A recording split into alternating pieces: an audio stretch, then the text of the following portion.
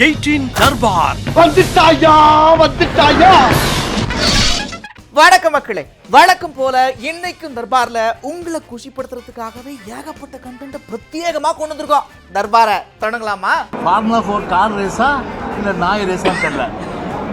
ஒரு நாய் வந்து உள்ள பூந்து 1 மணி நேரம் அவங்களுக்கு தண்ணி காட்டியிருக்கு. அதிமுக எப்படி செயல்படுது? அப்போ நண்பர் எடப்பாடியார் அவர்கள் சேர்மனா எம்டியா ஏடிஎம்கேல? நீங்க எங்களை அழிச்சால், எங்களை அடித்தால் நாங்கள் திருப்பி அடிப்போங்கிறதா இதனுடைய வெளிப்பாடு, இதனுடைய இயல்பான வெளிப்பாடு.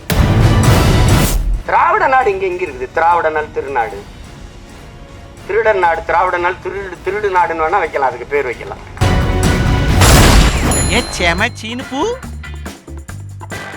ஓ அந்த படம் ஹீரோ அவரு வாழ்த்துக்களுங்க, அவருக்கு நன்றி. கார் ரேஸ், ஆமா கார் ரேஸுக்கு வாழ்த்துக்கள். இதெல்லாம் தெரியும், ஆனா ஒரு விஷயம் மட்டும் எனக்கு தெரியவே தெரியாதுங்க. அதாங்க அந்த ஏமா கமிட்டி அப்படின்னா என்னன்னே எனக்கு தெரியாதுங்க அப்படின்னு ஒருத்தர் சொல்லியிருக்கா. எப்படி பாக்குறீங்க? கார்த்திக் சார் கூட சொல்லியிருக்காங்க இந்த மாதிரி மூத்த நடிகர்களுக்கு ஃபர்ஸ்ட் இடம் கொடுக்கணும், அதனால எங்க படத்தை தள்ளி விட்டுருக்கோம். சூர்யா அன்புக்கு பாசத்துக்கு நான் ரொம்ப நன்றி தெரிவிச்சுக்கிறேன். தொடர்ந்து தமிழ் திரையுலகுக்கும் ஹேமா கமிட்டி அமைக்க சொல்லி நிறைய பேர் வலியுறுத்துறாங்க. ஹேமா கமிட்டி மலையாளம் எனக்கு தெரியாதுங்க, அதை பத்தி தெரியாது. சாரி. கூலி பணம் எப்படி சார் போயிட்டு? நல்லா போயிட்டு. கார் பந்தயம் நடைபெறுது, எப்படி பாக்குறீங்க? வாழ்த்துக்கள். பார்க்க வரீங்களா? வாழ்த்துக்கள். நோ நோ நோ நோ நல்ல விஷயத்துக்காக வந்திருக்க. அபசகுணம் ஏங்க அறிவு இருக்கா உங்களுக்கு? அறிவு இருக்காங்க? எத்தனை முறை இதையே கேட்கறது அப்படின்னு ஒருத்தர் செய்தியாளர்களை பார்த்ததும் பகீர்னு பொங்கிருக்கிறாரு. அறிவு இருக்கான்லாம் கேட்டிருக்கிறாரு. ஏன் அப்படி கேட்டாருன்னு பாருங்க. சார், நல்ல விஷயத்துக்கு வந்திருக்கோம், நல்ல விஷயத்த பேசுவோம். ஸோ தேனிக்கு ரொம்ப நாளுக்கு அப்புறம் வந்திருக்கிறேன். தெனாவட்டின்னு ஒரு படம் நடித்தேன். அசலம்பட்டி பெண்குட்டிங்கிற ஒரு சாங் வந்து இங்கேதான் சுற்றி பண்ணிடுறேன். ஸோ தேனி வந்து எங்களுக்கு ஒன்றும் புதுசு இல்லை, நாஸ்டாலஜிக்கான ஒரு மூமெண்ட் நான் வந்திருக்கிறேன். ஸோ இந்த பல இண்டஸ்ட்ரியில் பல விஷயங்கள் நடக்குது சார். ஸோ நீங்கள் வந்து நியூஸ் தான் உங்களோட வேலை, எங்களோட வேலை வந்து நல்ல அட்மாஸ்பியர் வச்சுக்கிறது தான் எங்களோட வேலை. ஆஸ் அன் ஆக்டர் இங்கே நிறைய பேரோட முகத்தில் நீங்கள் சிரிப்பை பார்த்தீங்க.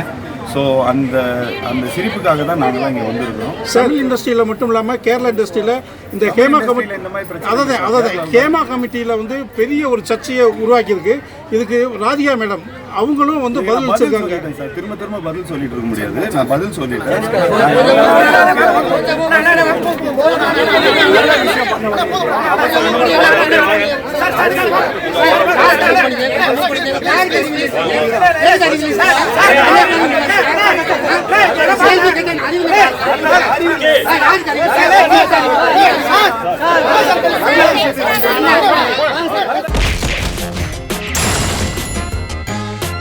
உங்களை யாருங்க இப்ப கார் ரேஸ்லாம் கேட்டது? முதல்ல இது கார் ரேஸா இல்ல நாய் ரேஸா அப்படின்ற ஒரு டவுட் இருக்கு. 1 மணி நேரம் அந்த நாய் தண்ணி காட்டிருக்கல அப்படின்னு முன்னாள் அமைச்சர் ஒருத்தர் கார் ரேஸை பத்தி பயங்கரமா விமர்சனத்தை முன்னிச்சிருக்கா. அப்படி இது ஒரு முதலாளித்துவ அரசு. ஏன்னா இது வந்து யாரு? ஒரு பெரும் கோடீஸ்வரர், பெரும் பணக்காரங்க, அவர்களுக்கான ஒரு பந்தயம் தான் அந்த ஃபார்முலா 4. 48 கோடி ரூபாய் செலவு பண்ணிச்சு. அந்த 48 கோடி ரூபாய் இந்த கார் இந்த ஃபார்முலா 4 ரேஸ் நடத்துகிற நிறுவனம் திருப்பி தரணும். அது இன்னும் தரல. அது ஒரு கேள்வி. ஃபார்முலா 4 கார் ரேஸா இல்லை நாய் ரேஸான்னு தெரியல. ஒரு நாய் வந்து உள்ள பூந்து 1 மணி நேரம் அவங்களுக்கு தண்ணி காட்டியிருக்கு. நான் கேட்குறேன், எஃப்ஐஏ சர்டிஃபிகேட் முன்னாடி வாங்கணுமா இல்லையா? ஏன் வந்து எஃப்ஐஏ சர்டிஃபிகேட் முன்னாடி வாங்கலை?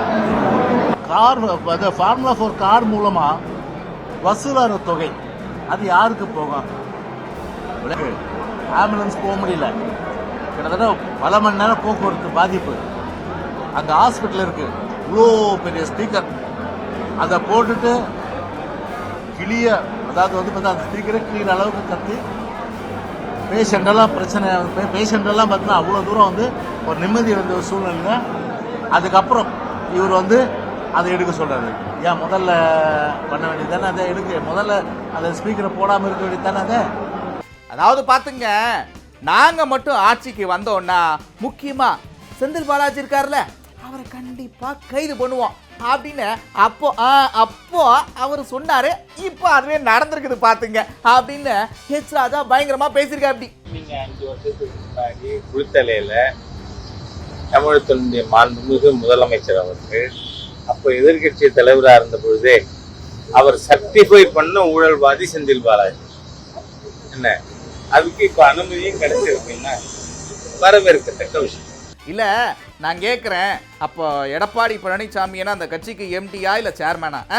இந்த மாதிரி நானும் பேசினா ஏகப்பட்ட விஷயம் பேசிக்கிட்டே போகலாம். ஆனால் வேணாம், நம்ம ஒரு நட்போடையே இருந்துக்குவோம். அதிமுக எப்படி செயல்படுது? அப்போ நண்பர் எடப்பாடியார் அவர்கள் சேர்மேனா எம்டியா ஏடிஎம்கேல? யோசிக்கணும்ல. ஏதோ வார்த்தைகள் இருக்குங்கிறதுக்காக பேசிட்டு இருக்கக்கூடாது. ஆட்சி மாறுது, கட்சி மாறுது, இந்த மாதிரி ஏகப்பட்ட விஷயம் மாறிக்கிட்டே இருக்குது. ஆனா இந்த ஒரு டைலாக் மட்டும் பல வருஷமா மாறாமே இருக்குது. அப்படி என்னப்பா டைலாக் அப்படின்னு கேட்டீங்கன்னா, 2026ல மறுபடியும் எல்லாரும் ஒன்று சேர்ந்து தேர்தலை சந்திப்போம் அப்படின்னு ஒருத்தர் சொல்லியிருக்கிறாரு. கரெக்டா கெஸ் பண்ணிட்டீங்க, அவர் தான். சட்டமன்ற தேர்தலில் எப்படி உறுதியாக அனைத்து இந்திய அண்ணா முன்னேற்ற கழகத்தினுடைய தூய தொண்டர்கள் 1.5 கோடி தொண்டர்களும் 2026இல் நடைபெற இருக்கின்ற சட்டமன்ற பொதுத் தேர்தலில் ஒருங்கிணைந்து உறுதியாக புரட்சித் தலைவர் எம்ஜிஆர், புரட்சித் தலைவர் மாண்புமிகு அம்மாவுடைய ஆட்சியை நிறுவும் என்பதை தெரிவித்துக் கொள்கிறேன். பாருங்க, நாங்க ஆயுதங்களை கையில் எடுக்கணும்னு தான் சொல்லல, வன்முறையை நாங்க ஆதரிக்கவும் இல்லை. ஆனா இப்படியே பண்ணிக்கிட்டு இருந்தீங்கன்னா பிரபாகரன்கள் உருவாகிறத யாராலையும் தடுக்க முடியாதுங்கோ அப்படின்னு அண்ணன் பேசியிருக்கா. அப்படி இந்த இனத்தின் உரிமைகளை திட்டமிட்டு பறித்தால் எங்களுக்கு ஆசை இல்லை. ஆயுதம் தூக்கணும்னு நாங்க சொல்லல, அதுக்கான முன்னெடுப்பும் நாங்க எடுக்கல.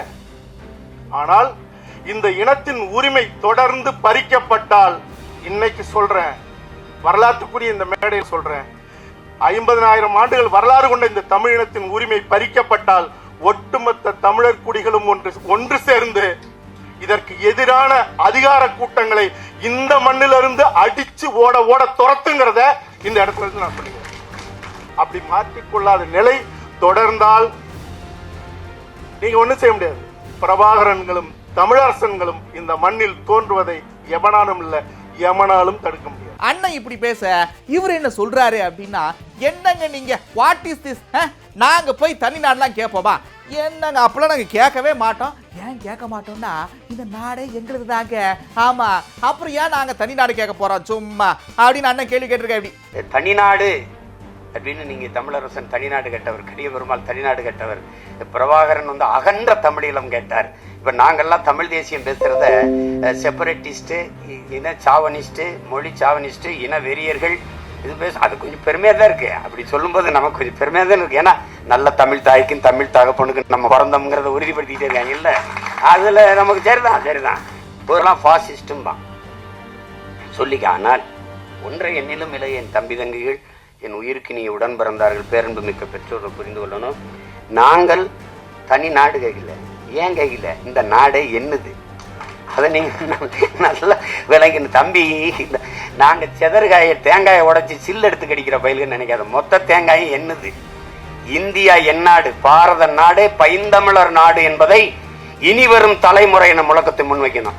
இப்படி பயங்கரமா தனிநாட பேசிட்டு இருந்த அண்ணன் திடீர்னு வாட் இஸ் திராவிட நாடு எத்தனை வருஷமா பாடிக்கிட்டு இருக்கிறான். திராவிட நாடுன்னு ஒண்ணு கிடையவே கிடையாதுங்க, அதுக்கு பதிலா இந்த திருடர் நாடு அப்படின்னு வச்சா கச்சிதமா இருக்கும் அப்படின்னு சொல்லி. பல மொழிகள் என்றால் இந்தியா ஒரே நாடாக இருக்கும். திருப்பி சொல்றேன், ஒரே மொழி இந்தி என்றால் இங்கே பல நாடுகள் பிறக்கும்.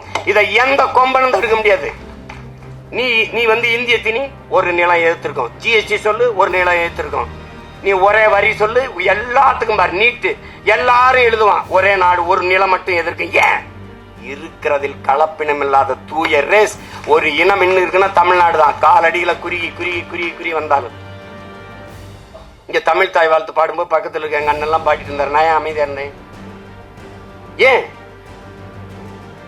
கன்னடமும் கடிதலுங்கும் மலையாளமும் துளுவும் உன் விவரத்தில் உதித்தது அந்த இது வரி யார் தூக்குனது? யார் தூக்குனது? ஆரியம்பல் வாழக்குழிந்துங்கிற வரியை தூக்குனது யாரு? அந்த பாட்டே முழுமையா இல்ல. திராவிட நல் திருநாடு எங்கிருந்து வந்தது? ரொம்ப நாளா பாடிட்டோம், எங்க பாட்டன் மனோன் மணியர் தூக்கிடுவோம். திராவிட நாடு இங்க எங்க இருக்குது? திராவிட நல் திருநாடு திருடன் நாடு, திராவிட நாடு, திருடு நாடுன்னு வேணா வைக்கலாம், அதுக்கு பேர் வைக்கலாம். என்ன நாடு இது? யார் நாடு? கீழடியில தோணுனா 2100 ஆண்டுக்கு முன்னாடி இருந்ததா? இந்தியா இருந்ததா? சொல்லு இருந்ததா? இந்த நிலப்பரப்பு ஒன்றா இருந்ததா? திராவிடம் வந்து தமிழ் பயிற்று மொழி என்று இந்த இடத்தில் தாய்மொழி கல்வி என்று கொண்டு வந்தவர் பேரறிஞர். யாருடைய தாய்மொழி? யாருடைய தாய்மொழி? அண்ணன் பரபரப்பா இவ்வளவும் பேசிக்கிட்டு இருக்க ரொம்ப முக்கியமா ஒரு விஷயத்தை வெளியிட்டிருக்கிறார். என்னன்னா இத்தனை நாளும் அண்ணன் 2026 கூட்டணி எப்படின்னா அவங்க கூடியா இல்லை இவங்க கூடியா அப்படி இப்படின்லாம் கேட்க தம்பி முடிவு பண்ணுவாரு, தம்பி சொல்லுவாருன்னு சொல்லிட்டு இருந்தாரு. இப்போ அண்ணன் என்ன சொல்லியிருக்கிறாருன்னா 2026 மறுபடியும் நாங்க தனிச்சு தான் நிக்க போறோம் அப்படின்னு போட்டு உடச்சிருக்கா. அப்படி நான் தனிச்சு போட்டிடுறேன் 2026 இப்போ வந்து 60 தொகுதிக்கு வேட்பாளர் போட்டுக்கிட்டு இருக்கேன். நீங்க வேணா கட்சியில சேருங்க, உங்களுக்கு சீட் தரேன். ஒரு பக்கம் இப்படி பரபரப்பா யார் கூட கூட்டணின்னு அண்ணன் பேசிக்கிட்டு இருக்க, இடையில இவர் ஒருத்தர் என்ன சொல்றாரு அப்படின்னா, அதாங்க அண்ணன் ராகுல் காந்தியை சந்திச்சு விஜய் பேசினா அப்படி அவர் தான் அந்த தனி கட்சி தொடங்கணும்லாம் சொன்னா அப்படின்னு சில விஷயங்கள்லாம் பரவிட்டு வருதுல, அதை பத்தி அண்ணன்கிட்ட கேட்டோம். விளக்கம் ஒன்றும் இல்லைங்க. 10 ஆண்டுகளுக்கு முன்னாடி திரு விஜய் வந்து எங்களுடைய தலைவர், தேசத்தினுடைய நாடாளுமன்றத்தின் எதிர்கட்சி தலைவராக இருக்கும் ராகுல் காந்தி அவர்களை சந்தித்திருக்கிறார். அது தெரியும். என்ன பேசினார் என்று யாருக்கும் தெரியாது. புதிதாக ஒரு கருத்தை இப்பொழுது மீடியாக்களில் பத்திரிகையில் பார்க்கிறோம். அதை நீங்கள் விஜயை தான் கேட்க வேண்டும். என்ன உங்களுக்கு அறிவுரை சொன்னார் என்று அவர் பதில் சொல்லுங்க. அடுத்து பாருங்க அக்கா, அவங்களே தான் திருப்பதிக்கு போய் சூடெல்லாம் ஏற்றி சாமிலாம் கும்பிட்டுருக்குறாங்க.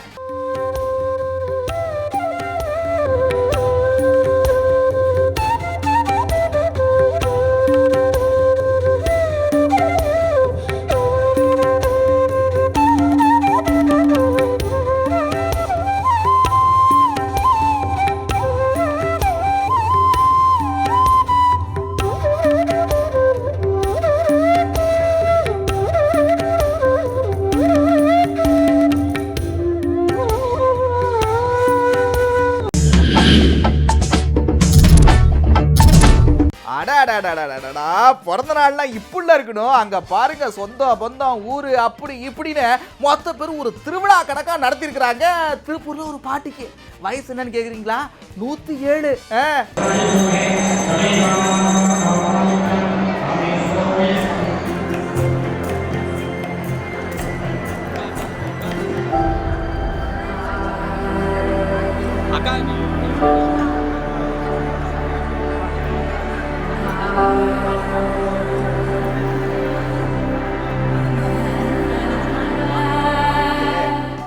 ஆஃபர் போட்டது குத்தமாப்பா அப்படின்றது கணக்கா கோயம்புத்தூர்ல ஒரு சம்பவம் நடந்துருக்குது பாத்துங்க. எது எடுத்தாலும் அப்படின்னு ஒரு ஆஃபரை ஒரு கடைக்காரங்க போட்டிருக்காங்க பாத்துங்க. நம்ம மக்கள் அப்படியே பூந்து விளாசிருக்கிறாங்க. ஆமா,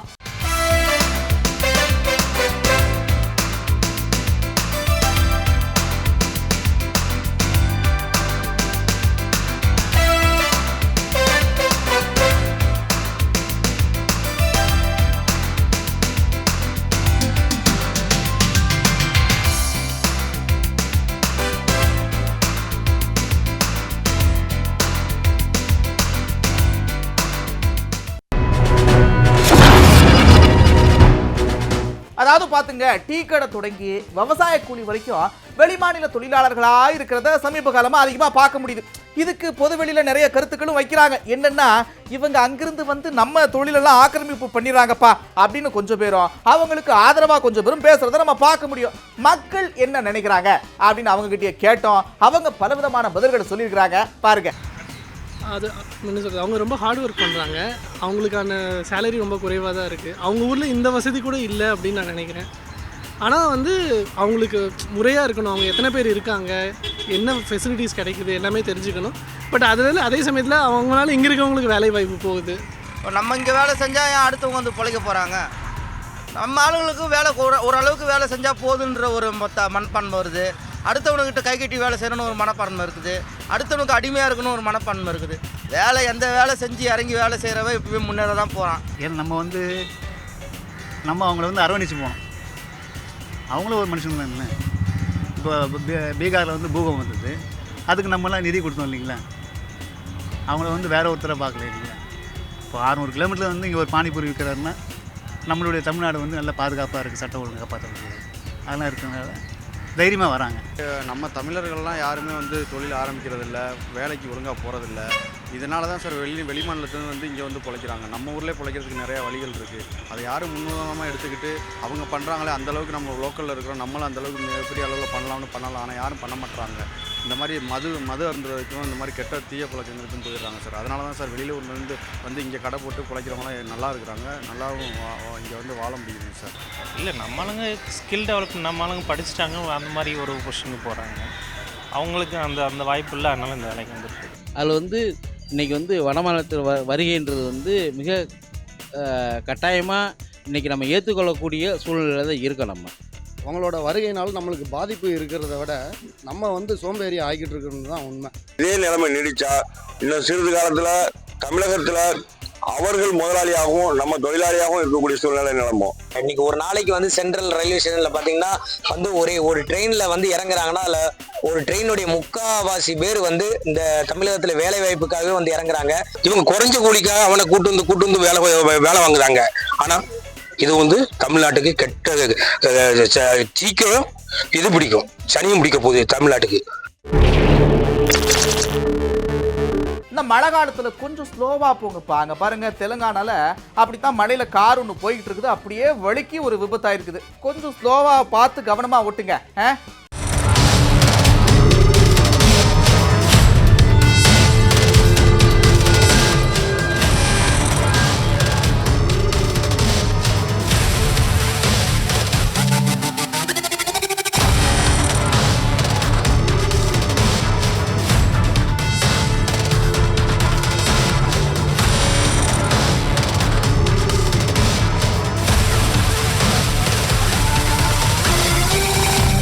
இந்த நகைக்கடையில் கொள்ளையடிக்கிற சம்பவங்கள் மட்டும் என்ன கேமரா போட்டாலும் குறைஞ்ச பாடல பார்த்துங்க. உத்தராகண்ட்ல துப்பாக்கி வச்சு ஒரு 5 கோடி மதிப்புள்ள நகையெல்லாம் அப்படியே சுருட்டிக்கிட்டு போயிருக்கிறாங்க.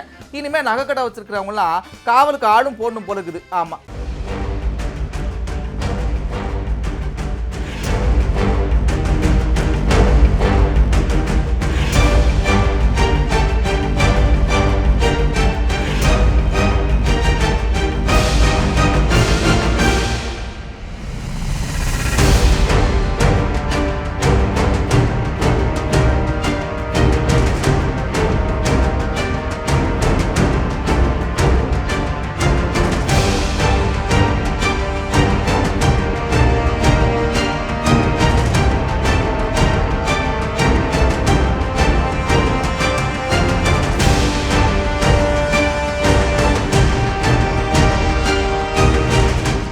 பாருங்க, உத்தரப்பிரதேசத்தில் இப்படித்தான் ஒரு குழந்தை ஒன்று ஆற்றுல விழுந்து பரிதாபமா உயிரிழந்திருக்குது. அந்த காட்சி முழுக்க அப்படியே சிசிடிவியில் பதிவாயிருக்குது. அப்படியே பதைக்க வைக்கிற மாதிரி இருக்கு அந்த காட்சி.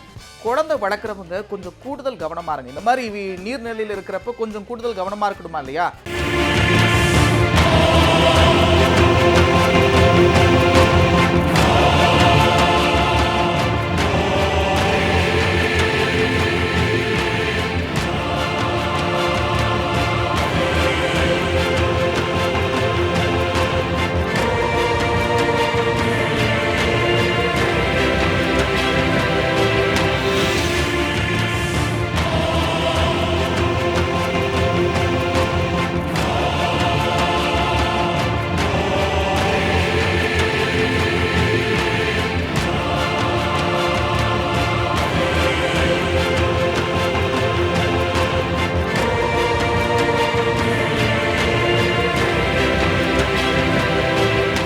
அப்புறம் என்ன, கடையை சாத்துற நேரம் வந்தாச்சு. ஜாலியா பார்த்து என்ஜாய் பண்ணிருப்பீங்க. மறுபடியும் இதே மாதிரி ஒரு தர்பார்ல உங்களை சந்திக்கிறேன். அதுவரை விடைபெறுவது நான் நந்தா. இது 18 தர்பார்.